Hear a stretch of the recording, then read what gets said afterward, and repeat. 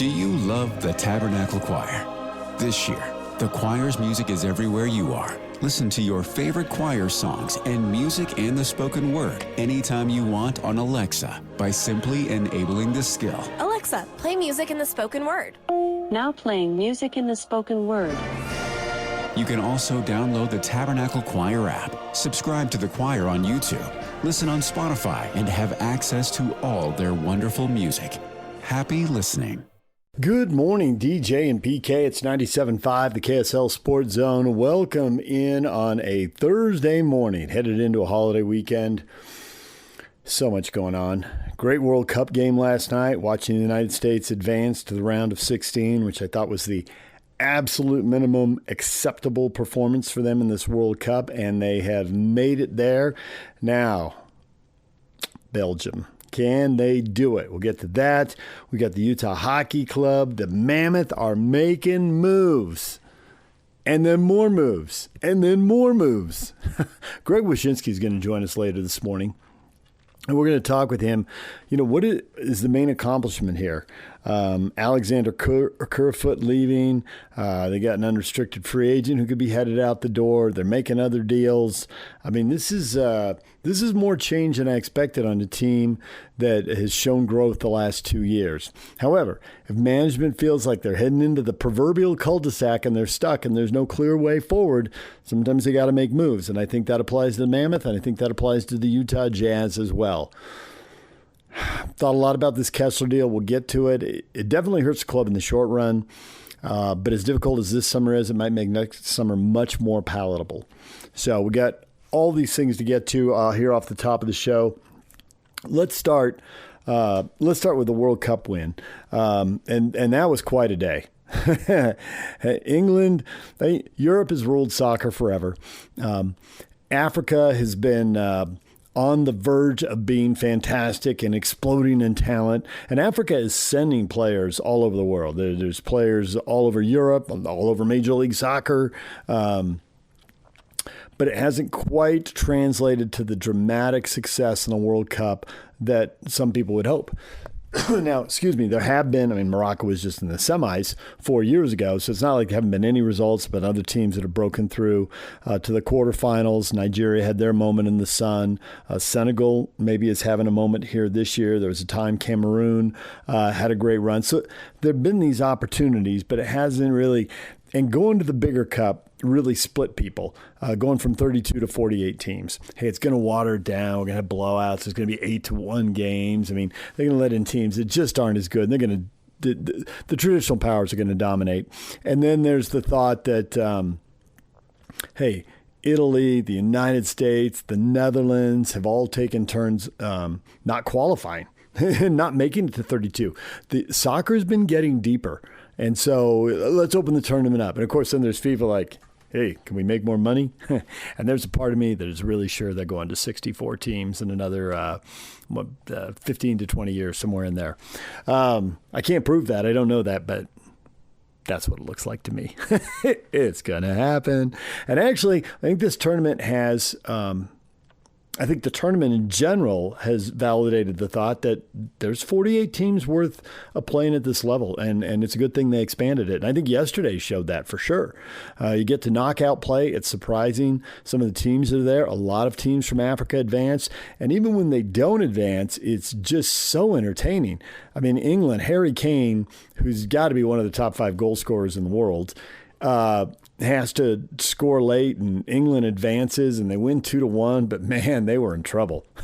they were in real trouble against DR Congo. That was intense. And if you thought they were in trouble, check out Belgium. Oh my gosh. They were down 2 goals, somehow score late twice, and then get a penalty at the end of overtime, aka added extra time. And so 100 is supposed to go 120 minutes, and at 125, when they get it all sorted out, they finally convert the penalty and win the game 3-2. Wild. And then you got the game with the United States and Bosnia. And the U.S. hasn't beaten a European team in years. It's 10 wins and 2 draws in the last 12, something like that. It's really been a bad stretch. And here comes Bosnia.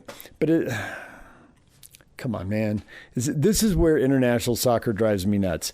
Yes, they're a European team, but come on, this is a European country that has about as many people as Utah, right? They're both, Utah and Bosnia are both between 3 and 3.5 million people. Can you imagine Utah trying to put together a team and beat the United States? Just Utah? Just Utahns. Nobody else. Yeah, that'd be a stretch. So here's Bosnia trying to do it. It's all the drama about the U.S. has never won knockout games. It's a bigger tournament, and you're getting a team that's, I mean, not that the FIFA World Rankings are great. You know, there's flawed, there's not enough data points and all that, but it's still also not wrong. You know, it's not perfect, but it's not, they're not up in the night either. And the U.S. is like 50 spots in front of Bosnia. And the United States is playing at home. So win the game. And they did. But I thought, you know, all you can do is look good and beat the teams that are in front of you and look good doing it. And they did. They get another shutout. They had a couple of them here in the tournament. That's great because they hadn't gotten those in the previous year. It had been a minute. They were leaking goals. And you know, they score, then they take a red card that was, you know, dodgy at best, but stuff happens, and so it happened. You got to overcome it, and they did. They earned a free kick. That was a great free kick. It has driven me nuts for years when I hear the argument, the United States will be good at soccer when we get our best athletes playing it. Our best athletes are playing basketball, and they're playing baseball, and they're playing football. And yes, that's true, but the United States doesn't get out-athleted in the World Cup. The United States doesn't lose because the guys aren't big enough, strong enough, fast enough. The United States hasn't won because the technical ability, which in simple, just playground language, the ability to make the ball do what you want it to do. Do you need to curve it around the defender or curve it around the goalkeeper and tuck it inside the post there on the far side of the goal? Do you need to hit a pass and split two defenders, and do you need to hit it with the inside of your foot or the outside of your foot or the laces or a back heel? And right foot, left foot, right? And just there's so many things. Can you visualize 3 passes ahead? I mean, what Wayne Gretzky could always do in hockey. When I was growing up, I was like, Wayne Gretzky knows where the puck is going. When do you know where the ball is going? And can you get there? And that ability to visualize it in real time. You don't hit the pass too easy. You don't hit it too hard. You don't overhit it. You underhit it. It's perfectly weighted, perfectly timed. And the U.S. has always struggled with that kind of stuff. That free kick, Messi looked at that free kick and thought, ooh, that was good. And Messi is the master of the free kick. And he had to have loved that free kick because that free kick was awesome. And they get the second goal and they win the game. Gutsy performance against a team they should have beaten. Now, Belgium, this is the first time in this tournament, Monday night in Seattle, round of 16 for a trip to the quarters, which makes, I think that win makes this tournament a success. And then anything after that is gravy. They've only been to the quarters twice ever, and once was in 1930 when there were only 13 teams. And they made it to the semis then. And then 2002. So getting to the quarters will be a big deal. Winning this game will be a big deal. For the first time, they're playing a team in Belgium that's ranked higher than them. I think Belgium's 10 and the U.S. is 15.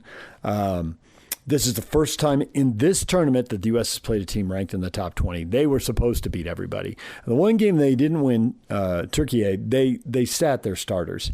So what we learned in that game is, although the U.S. is much better, you know, the depth falls off somewhere around player 13, 14, 15. You know, the U.S. is not 20 players deep. That's what we learned watching the Turkey game.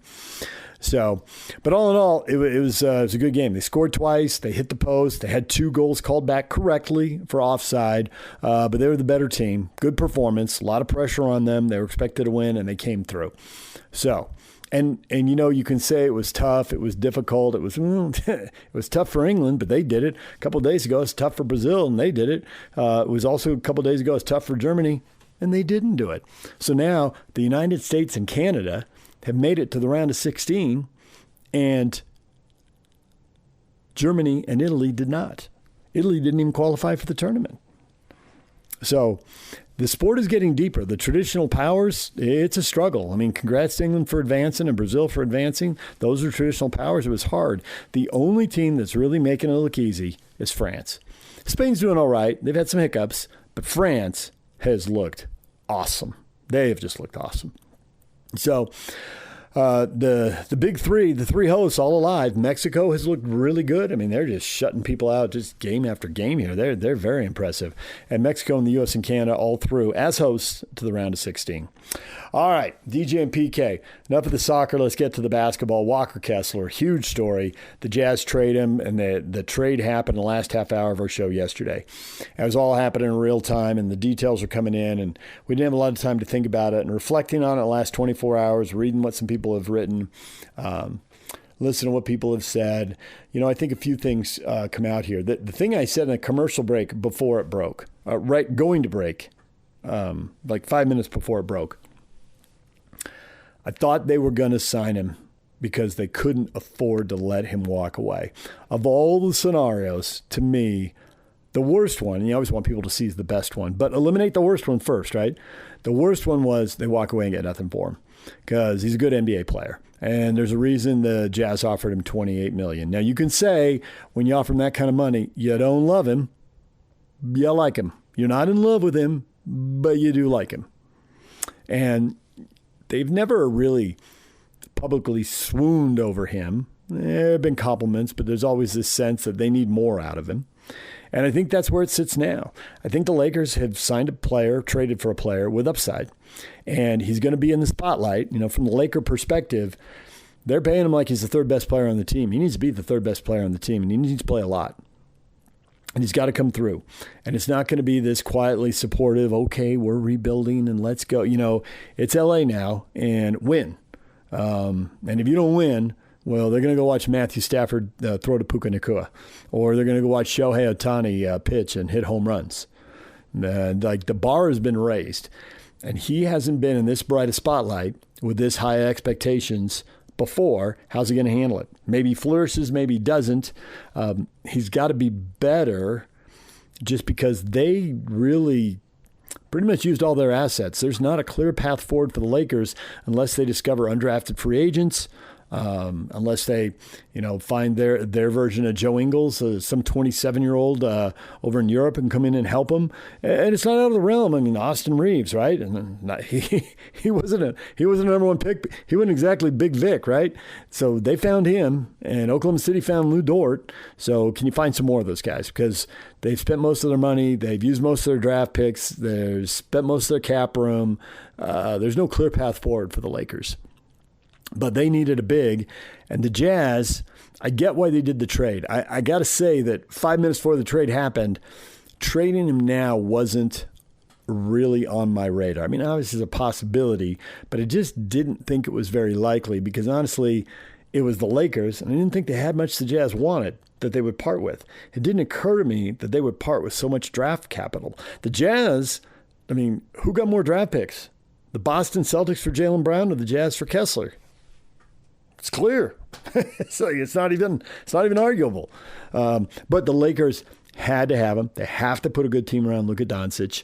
The clock's ticking. He's in his prime. And Rob Pelinka's got to be feeling the pressure because the Lakers have new ownership and the owners didn't hire him. And so if they're not good and Luka's unhappy, what's going to happen? Are the owners going to leave? No. Are they going to get rid of Luka? No. They're going to get rid of Pelinka. So Pelinka had to make the best deal. Kessler was the best of available deals, so he made it. Will it be good enough? Time will tell. I don't want to say it's championship or bust in LA. Put us pretty close to that. They've won so many championships, nothing else really feels good or matters.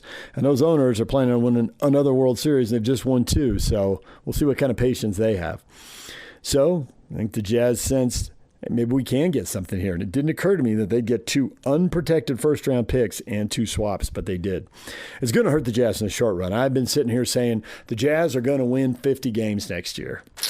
I guess I'm going to have to back up on that and go to the Jazz might be able to win 50 games if everything comes together, but the goal probably needs to be 45.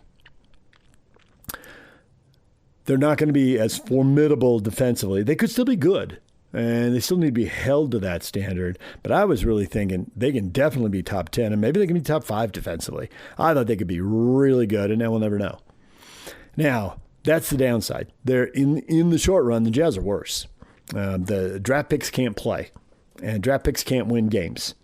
So that's where we sit. Now, In parentheses, he puts after that, unless the Jazz flip the draft picks right now and go get somebody, which I'm not expecting, but it could happen. I mean, for example, the Mammoth did it last week. So if the deal is there, you can turn and pivot and go. But they're largely assembling the roster now, so I'd be a little surprised. Having said that, I've been surprised by how active the Mammoth have been this week after they were so active in the draft. It's a lot of changes for a team that's improved significantly the last 2 years. But sometimes you think you're stuck in the cul-de-sac, and I think if the Jazz kept Kessler, they were going to be in the cul-de-sac. And that was kind of what I was anticipating. Hey, sign him now because you don't dare let him walk away, and then find if you can find a deal at the trade deadline or next summer. But they were going to be up against it next summer because they would have spent all the money. They'd be right up against the luxury tax. And Keontae George, we'll see how he plays this year. But what kind of a raise is he going to get? Is he going to be $25, $30, $35, $40 million? What's he going to be worth? How good is he going to be, and how much are they going to win? And the better this year goes, probably, not for sure, but the better he's played, the more he's worth. Now they've got some room. It could still get difficult. Absolutely. Other young guys could play well and earn bigger contracts, and there may be a trade out there at some point, and that may eat up some cap room. But moving Kessler has given them a little breathing room. Now, I do think there's a chance we could see a couple moves here. The Jazz could go out. I was getting to the point, if they're going to sign Kessler and looking where the price tag was going, there's not going to be room for a veteran in the perimeter. Now, maybe there is cap room for a veteran on the perimeter. Maybe they go and do something there. What are they going to prioritize? Maybe they don't want to spend the cap room. Maybe they just need to hold on to it now so they can make a trade later and bring more salaries back in a trade. What are they going to prioritize? It's like you have to really do this in every sport. You've got your window here in the off season. Then you got to think what you can do midseason, and you got to think what you can do a year from now. I think it's really hard to project further than that. But covering RSL, I see that all the time. And I think we see that in the NBA. And I think now that we got a couple of years here in the NHL, we're seeing the same pattern there. So are they going to get a good enough deal here this summer to flip some of those assets, or keep the old powder dry and see how it goes down the line? We know that when they got all the picks for Gobert and Mitchell, that they did move some of those picks and they've held on to others. They had a lot of them, and they're sitting on a lot of picks now. They haven't used or flipped all of the picks, although they're starting to run out, from the Cleveland, Minnesota deals. But in 27, I think they've still got one of them there. They've traded the lesser of the three, and they've got their own picks also. How valuable are those going to be? Where are the Jazz going to slot now? That's really hard to figure out. And then you got a draft lottery that's hard to figure out. Are they going to be, the 15th best team or the 18th best team or the 12th best team next year, but have the first, second, or third draft pick? I don't know how this is going to work out. It is fascinating. So what we know is in the short run, I'm going to have to quit talking about 50 wins like I expected. It becomes much more of a hope than it does an expectation. But at the same time, the possibility to make more moves. The cake just isn't fully baked. And it wouldn't have been fully baked if they signed Kessler, but he would have been a big piece of the puzzle. The problem was, the cake would not have fit in the box to take it over to Grandma's house for the birthday party. So there were going to have to be some adjustments made. And it turns out one of the big adjustments was, let's let Kessler go. They never fully came out and said they loved him. When all the fans were excited after the first year, Danny Ainge was like, well, he did some nice stuff, but and an offer $28 million. That's not nothing. That's a lot of money, but it's not 35, 40, 45 million, right? So there's clearly some hesitation there. And Keontae George is coming. And then Ace Bailey's coming. So they had to make some choices, and they made one. And that is a lot of draft picks. All right, DJ and PK, we're going to take a break. We'll have more PK and I reacting to Kessler right at the end of yesterday's show. We're going to play that for you. Coming up next, some of our other quick instant reaction and hot takes to that, and some of you weighing in. And then John Brice talking college football after that. Stay with us, DJ and PK. It's 97.5, the KSL Sports Zone. Overwhelmed? That was me with diabetes. Hey, I'm Jabron. Between teaching and coaching, managing diabetes felt like an extra job. With the Freestyle Libre 3 CGM, I get real-time glucose readings and have the insights to make informed decisions. My life feels lighter now. Learn more at freestylelibre.us. The views expressed should not be used for medical diagnosis or treatment as a substitute for professional medical advice. Individual circumstances may vary. For prescription only. Safety info found at freestylelibre.us. Best thing that's ever happened to you financially. Go. Easy. Sold my car on Carvana. Amazing offer. Really? I hit 200 on the scratcher. Did the scratcher come to your house and hand you a check? No. How many scratchers did you hit to get that? I hit a button on Carvana.com once. Okay, that's fair. It's like the lottery, except you always win. Not like the lottery at all, actually. Exactly. Inexplicably good. Offers worth bragging about. Sell your car today on Carvana. Pickup fees may apply. Good morning, DJ and PK. It's 97.5, the KSL Sports Zone. The big news here, Walker Kessler traded to the Lakers. It happened in the last half hour of our show yesterday. We were getting instant reaction, ours and from the fans, and you may have already been at work. So we'll let you listen to that as all the excitement happened. Here's PK and I with the Walker Kessler news. Shams shaking it up. Jazz fans reacting. ESPN and Shams reporting Kessler to the Lakers for unprotected picks in 2031 and 2033 and pick swaps in 2028 and 2030. Jazz fans, what do you think? We got it up on Twitter, David DJ James, on Facebook, DJ and PK. And Jazz fans are going to town. Matt, well, at least it wasn't on the 4th of July. I told my 2-year-old, she said, shoot, that's not good. He needs to get a Band-Aid. Yeah, I got one in my ear. I can let them. Oh, man. The thing for the people who don't like this trade, the thing you got to recognize here is that they're already paying $95 million to 2 forwards this year in Jackson and Markkanen. It goes to $100 million next year and $105 the year after. So basically, they're spending $50 million on one forward, $50 million on another. If they brought Kessler in and paid him at $32.5 million with Nurkic, they're paying that position $43.5 million. Yeah, I would look at it as big men, though, not necessarily center forward. But I still get your point. But 3 of the 5 spots, because you're going to run 2 guards out there. Well, I would look at it for center, but the 2 forwards I think are more interchangeable. They are. So the centers, you're right. That's inarguable. It's just so much money, and I just. Oh, the only thing that surprises me here. You got Bailey down the road. You got George down the road. Yes, and so the only thing that surprises me here is how quickly they're doing this. But definitely do not let him walk for nothing. You can't. He's got too much value, and then the trade proves he's got too much value. They got 2 first-round picks unprotected. Maybe you'll catch a break. Maybe you won't. Are the Lakers going to be good? Are they going to be healthy? Whatever. That doesn't matter. And you got 2 swaps. The picks are assets. That's 5 and 7 years from now. They may be traded in the meantime, as we've seen with the Cleveland and Minnesota picks that got lumped together and to Phoenix for a 2031 pick. So don't worry about where the Lakers are going to be at that time because nobody has any idea where they're going to be. Nor do we know how the lottery will work. That's irrelevant. And you could use those picks to move up to get other picks. We've seen it last week in the draft. So don't worry about that. We just saw the Utah Mammoth, though, last week. Trade a player, get 2 picks, immediately take one of those picks and turn around and get a goaltender. Yes. So forget about where the Lakers are going to be. And that may be the answer to what they're going to do because they could roll the dice and go with Nurkic and Jackson and Filipowski and say, they will always be matched up. One of those 3 will have to be matched up with the Wembayamas, the Jokers, whatever center, Kessler, whatever center these other Western teams are running out there. Primarily who you worry about. I think the big question is, do they give Kessler a scoreboard tribute? I say no. I say yes. No, and no. Okay, that question, was that what you would do or what you predict they will do?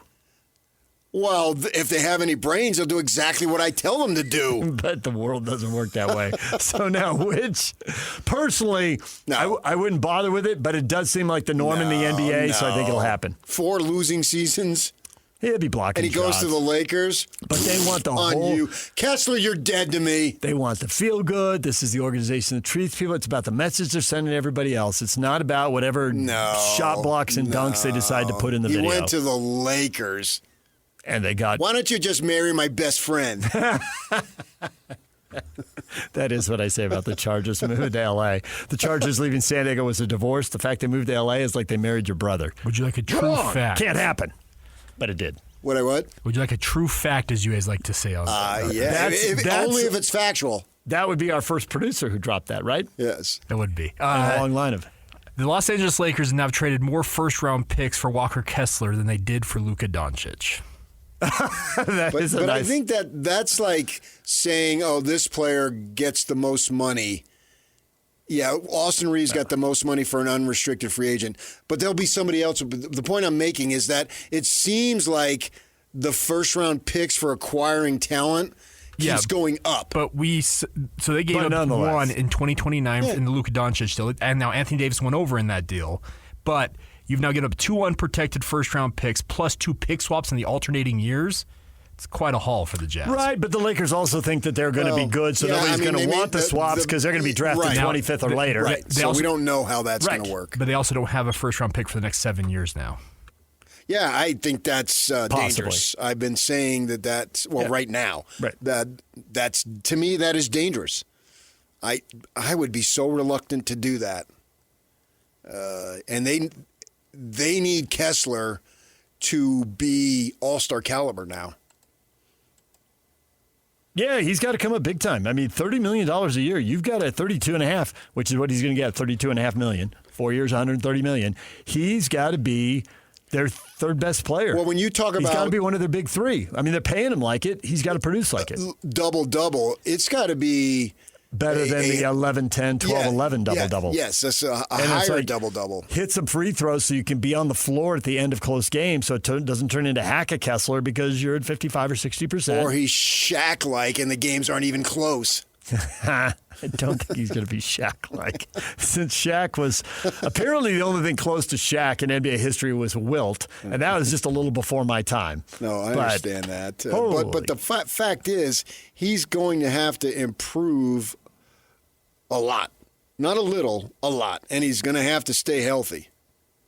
Obviously. These are all does, I think. So you got to get something. I love the fact that it's early in the process or earlier in the process, happening on July 1st. And now you know the uncertainty is gone and you can deal with other uncertainties to make them certain.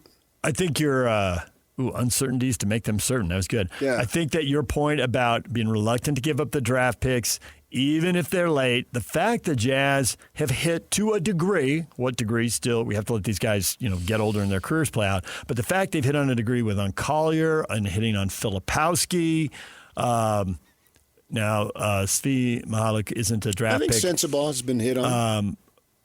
Good enough where he was drafted. So Sensabaugh is at $4.8 million this year. Svi is at $3.8. Filipowski at $3. Collier at $2.7. That's 3 draft picks. Svi was not a draft pick.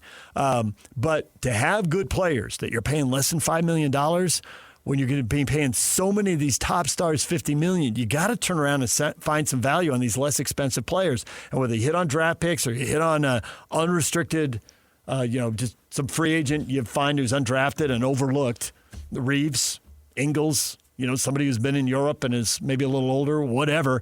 You've just got to find inexpensive players who can play. And you can say that giving up pick 24 or 28 in the draft isn't a big deal, but you got to find inexpensive players somewhere. And the math is working for the Jazz. And part of the reason we have this excitement about the roster is because they do have players who look like they can play who are down in that $5 million or less area. Going forward, like Cody Williams needs to take a big step forward because his money, 6, 7, 8 million, not 8, but 7.6, almost 7.7 million. That's going to matter when they're trying to re-sign Keontae. They may have to jettison him to sign Keontae in a year. unless he blows up and then he's a guy you're trying to hold on to and you're looking to jettison somebody else. Right. But they've got options. The optionalities of it. There it is. We were discussing that word. Optionality is the word of the morning. All right, Walker Kessler to the Lakers for unprotected first-round picks in 2031 and 2033 and pick swaps in 2028 and 2030. And Walker gets 4 years and $130 million. So he doesn't get that mid to high 30s that they were talking. But 32.5 is a pretty good neighborhood. Mm-hmm. And there he is. All right, more reaction to Walker Kessler coming up in this show, but John Brice joins us next. He writes for USA Today, just did a big story on Kalani Sitake. He's got a lot to say about BYU, also about the Utes, Notre Dame, Michigan, and Kyle Whittingham. We'll talk college football with him. Stay with us. DJ PK, and we're joined now by John Brice, college sports insider for USA Today. John, good morning. Good morning, guys. Thanks for having me on. Thanks for coming on. We wanted to talk to you. You spent a little time in Utah, and you didn't give us a call. You blew right through town without talking to us. But, hey, you got to hang out with Kalani Sitake and write a little story about him. And you got into him and the vibe he's trying to create around the program. And I don't think trying to create, he is creating around the program. Yeah, that's the second time that I've gotten to spend some really in-depth quality time with Coach Sitake in the last few years. The previous one was for Football Scoop, and then this most recent one for USA Today. And I've gotten to know him at some of the AFCA conventions through the years as well, and had actually bumped into him this past January in Charlotte, and then was out this way last month and reached out to BYU and asked if I could come over, and ended up spending 4 or 5 hours on campus that day. Got some time with Aaron Roderick as well, but just always struck by the authenticity of Kalani Sitake. Yeah, that's a very good word, because I would say genuine. You know, we've been doing this radio show for 25 years, so we're veteran guys here. And before that, for 14 years, I was the beat writer at the Salt Lake Tribune, and I covered these guys when they were players.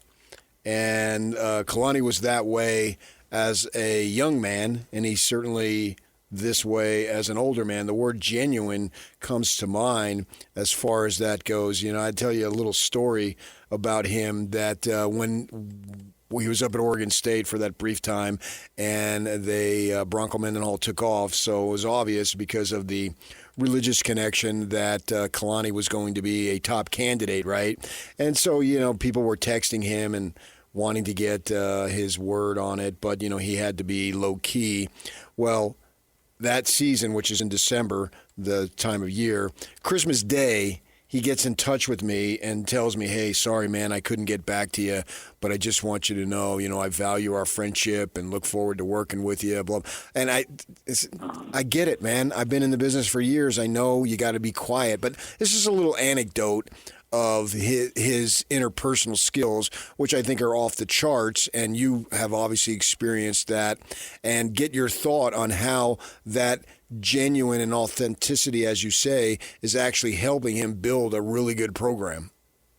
Yeah, you know, I've gotten to spend time with a bunch of different coaches around the sport this spring, particularly some first-year guys in the SEC and at the University of Memphis, and then Kalani certainly being a veteran. And I think that authenticity and that genuineness, as you put it, is critical in this era because, as a coach told me this past week at a symposium in Atlanta, he was like, I can spend 10 minutes watching an AI video and not know it's AI.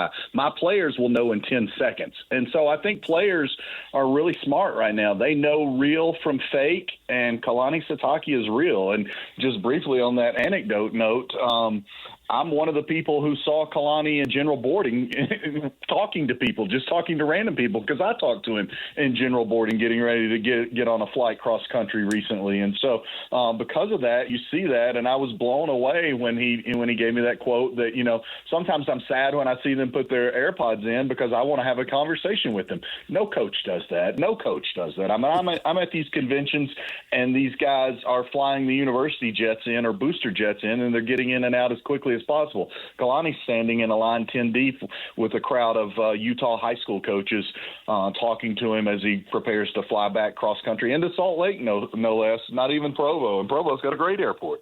Yeah. You get to interact with coaches in different leagues and all that, and a lot of coaches. Some coaches probably don't value this at all, so set them aside. But there's probably other coaches who do. But it's not necessarily easy to create this and then sustain it. So I'm interested in your experience interacting with other coaches. What can be done to sustain it? And why does Kalani do it? And how many other people are doing this? I mean, it's never going to be exactly the same, but how many people are in the same ballpark as far as creating this type of attitude around a program?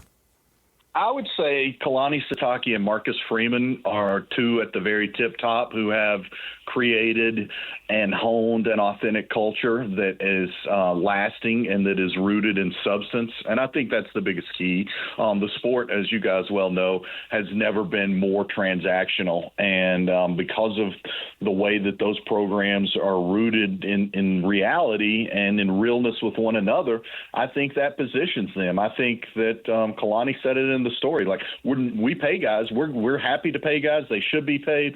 We're never going to be the highest bidder. We will not get in a bidding war.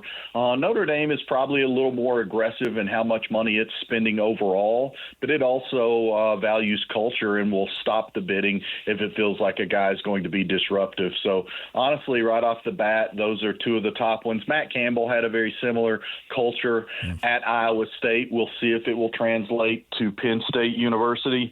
But those are really the ones that stand out to me. I'm not sure how much genuine culture is out there. Kyle Whittingham had it to a large extent at the University of Utah. Now he's challenged with building the same thing again at the University of Michigan. But when I was doing the story and when I was talking with people again over the weekend in Atlanta, then what really resonated with me is that, and I've spent a lot of time around Marcus Freeman because when I'm not out in Utah, I'm in South Bend, and Kalani Sitake talked to me about Marcus Freeman, and I see a great number of similarities in those two gentlemen.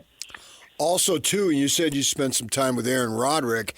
I don't want to go into detail, but I think the loyalty factor to Kalani is literally the number one reason why Aaron Roderick is at BYU, a veteran play caller who has had opportunities to leave, but his connection to Kalani keeps him there. Yeah, I think you're 100% correct. We talked about that very component, and he talked about his loyalty to Kalani, and he made it clear in a smaller separate piece that my editors published yesterday about how grateful he was to continue working for Kalani, but to continue working for Kalani at BYU. And in my role, again, previously at Football Scoop and now at USA Today, I deal with agents a lot and college coaches' agents, and those two guys have turned down a lot of money. I'll just put it that way. Kalani Sitake and Aaron Roderick have turned down a lot of money through the years to stay loyal to BYU. I think it's refreshing. The sport needs more stories like that. You make the point about the players' very finely tuned antennas, right? And they can get the fake from the genuine. But at the same time, players don't tend to turn down a lot of money. How valuable is this attitude that they've got at BYU, they got at Notre Dame, maybe they had it at Iowa State and Utah, now they're going through their own coaching changes there. How valuable is that in recruiting, and how much of it just comes down to dollars and cents? And does this just come down as like a tiebreaker when the bids are about the same? How much does it matter? Because you got playing time out there, you got whatever parents or coaches are exerting influence with their own interests and agendas. Yeah, I think it can be a little bit more than a tiebreaker. Can it cause a guy to give a hometown discount? I think so. I think it can, maybe for a guy who's contemplating going into the portal after his first or second year and ends up staying and probably ends up taking a little less money to stay in order to continue to be a part of it. I think this is where BYU and Notre Dame separate themselves a little bit because of the value of the degrees, and they're both global brands in my opinion. And the BYU Comm School, the BYU Business School are really, really powerful engines. And Notre Dame certainly has its business school and prepares a lot of people for law school and medical school as well, and just the value of that Notre Dame degree. So I do think that it's a little bit more than a tiebreaker. I think there are different regions of the country that it's far more strictly transactional. And, I talked with a guy last week for a story we're working on to preview the college football season who lost a linebacker in conference, and the money there would blow your mind because this was not one of the power leagues, and he lost a linebacker to a rival in conference for $500,000. And the head coach said the kid called him as soon as he left the other coach's office, and he said, "Well, I hoped you signed it before you called me." Like, so there is still some authenticity and some realness there when these guys are dealing with one another, even as they're preparing to lose them. But I do think culture matters, and I do think when you look at the overall roster turnover, and maybe it's a study later this year, or maybe it's a study in a couple of years, Notre Dame and BYU have not had as much roster churn as a lot of their peers. You obviously have a familiarity with Notre Dame, and a lot of people here certainly are looking forward to Saturday, October 17th in Provo, Utah, Lavelle Edwards Stadium, thinking that obviously that's when they play BYU and the Notre Dame game. And who knows what's going to happen, but there's an opportunity at least for both teams to be undefeated and have it be the game of the week, blah, blah, blah. Could you give us some insight into what you're expecting out of Notre Dame this season? Yeah, I just turned in my USA Today preseason top 25 ballot. I had both Notre Dame and BYU inside of the top 10. I will be at that game on the 17th of October. I'm extremely excited to attend and cover that contest. I think it will be one of the preeminent matchups in college football this season. I think Bear Bachmeier is really poised for a giant next step. I think he was kind of a raw athlete who just made plays because he's a heck of a football player last year. I think he will take a step this year as a more complete quarterback. Notre Dame is going to lean on the right arm of C.J. Carr, who I think will have an opportunity to go pro after this season. And then I think the Notre Dame defense will be one of the very best in all of college football. But I really like the Glasgow guy at linebacker for BYU. I think BYU's perimeter skill is slept on a little bit, and certainly L.J. Martin is an elite running back. So I think it will be one of the best games in college football this year. I think the week before I'm at Georgia, at Alabama, and then I get Notre Dame, BYU, and the week after that I maybe get Indiana, Michigan. So I'm going to have a pretty blessed October. Nice. John Brice, College Sports Insider for USA Today, joining us. In your story on BYU and Kalani, you did reference the scandal at Texas Tech, and I'm curious how far you think they're going to fall. Arizona State did go 7-2, and they got in the conference title game. It was a four-way tie at 7-2, and they won the conference title 2 years ago. Obviously, they're the only team that beat Tech last year. Utah and BYU aren't on Tech's schedule this year. Is there a team or two out there that can take Tech down and keep them out of the title game, or should we just pencil them in?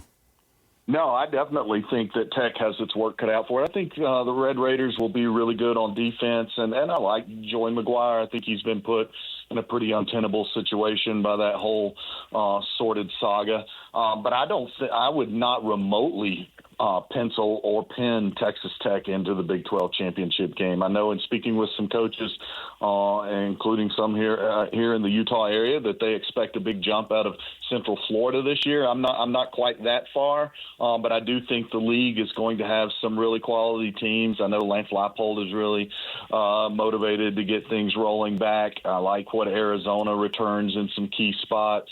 Certainly, I think Utah will have a voice in it. We'll see what Devin Dampier does as he continues also to progress at quarterback. But no, I mean, BYU is my preseason favorite in the Big 12. BYU is the only team from the league that I put inside of my top 10. And I think that Texas Tech will be hard-pressed to be a 10-win team this year.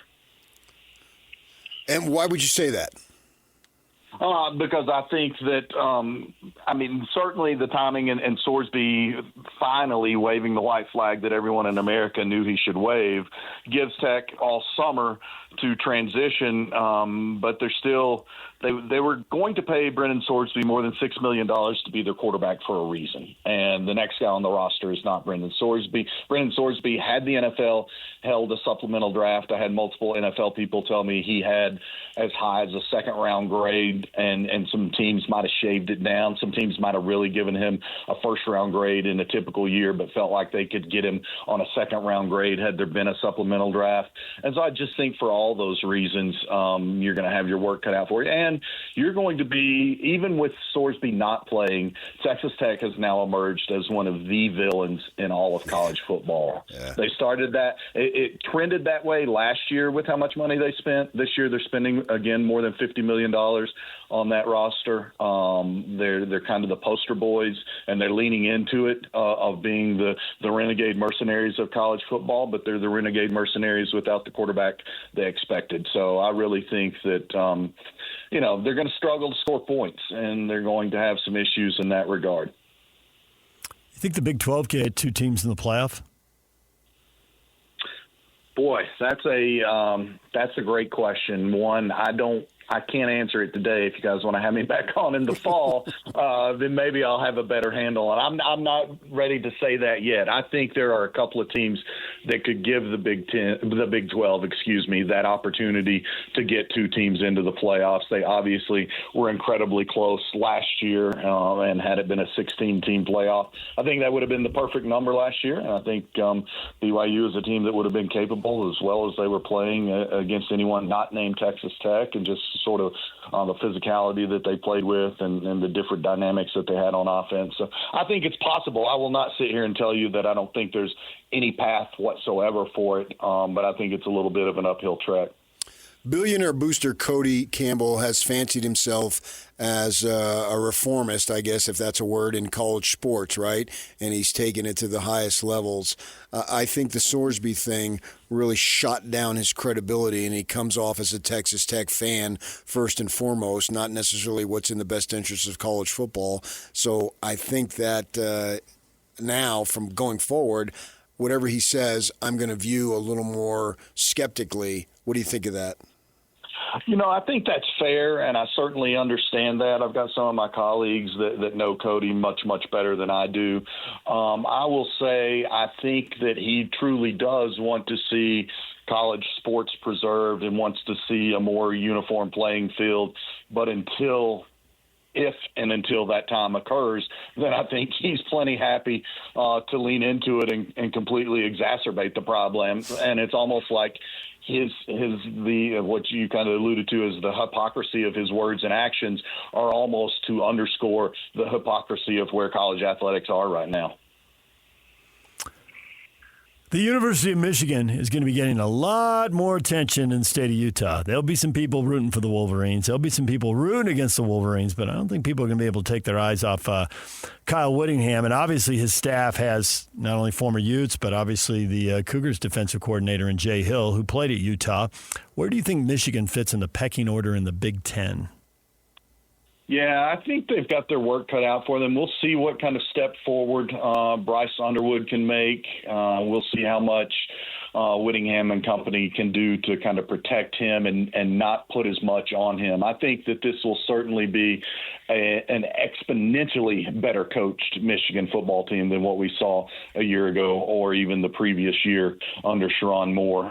From all the people I've talked to, as a matter of fact, somebody on Whittingham's current staff told me point blank, quote, "It's a miracle these guys won any games last year as dysfunctional as this place was." So that gives you an idea of kind of what Whittingham and company walked into. He's the perfect steadying force, I think, for Michigan and can lead them for the next 4 or 5 years and kind of through a critical transitional period. But I think they're way down. Oregon and certainly Ohio State I would have well above Michigan. USC believes that it has by far its best team of Lincoln Riley's 5 seasons, now going on to 6, I guess. So all of those teams are ahead of them. Where does Penn State shake out now with Matt Campbell? What kind of first-year impact can Pat Fitzgerald have at Michigan State? Michigan State's going to be well behind Michigan, but I would have a hard time having Michigan above 4th in my own personal Big Ten rankings.